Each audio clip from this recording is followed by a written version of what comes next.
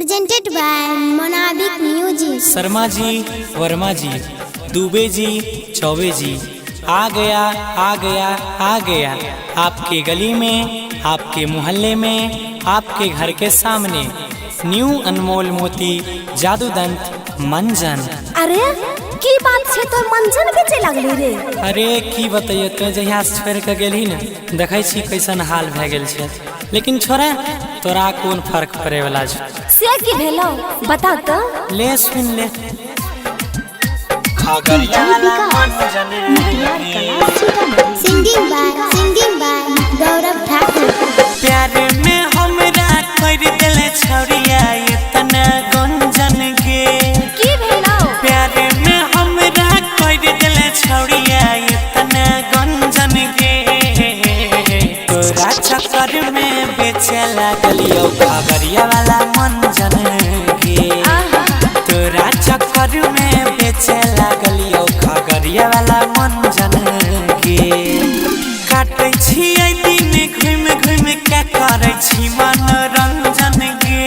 सुनै छी धंधा में दिल लगाइ लेलियै होइ छै मनोरंजन के।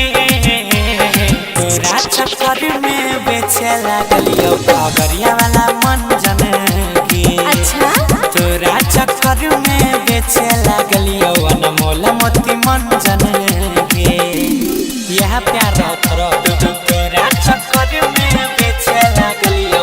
तोरा चक्कर में बेचे लागलियो खगड़िया वाला मंजन के। सोचने भी है तोरा साथे घर परिवार बढ़ैबै। तू कैलही गजदारी मंजन के व्यापार बढ़ैबै। मंजन के व्यापार बढ़ैबै। मंजन के व्यापार बढ़ैबै। सोचने रही है तोरा साथे घर परिवार बढ़ैबै। तू कैलही गजदारी आबे मंजन के व्यापार बढ़ैबै। तू कैलही गजदारी गई मंजन के व्यापार बढ़ैबै। हमार प्यार पवित्र रहै जेना लकड़ी चंदन के। हमार प्यार पवित्र रहै जेना लकड़ी चंदन के। तोरा चक्कर में बेचे लागलियो खगड़िया वाला मंजन के।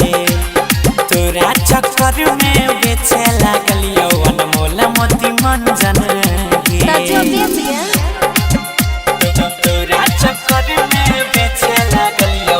तोरा चक्कर में बेचे लागलियो खगड़िया वाला मंजन के। ले जहिया अंगनवा में खेलत हर घर तोर नाती पोता। ले मंजन यूज करी हे गई दांत नहीं है तो खता।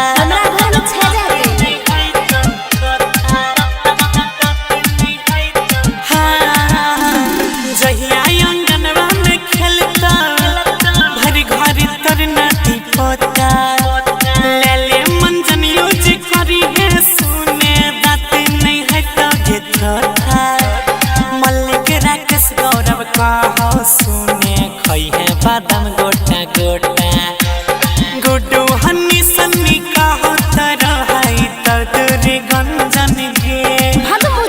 हमरा देखी के हंसै छही है तो दूर गंजन के।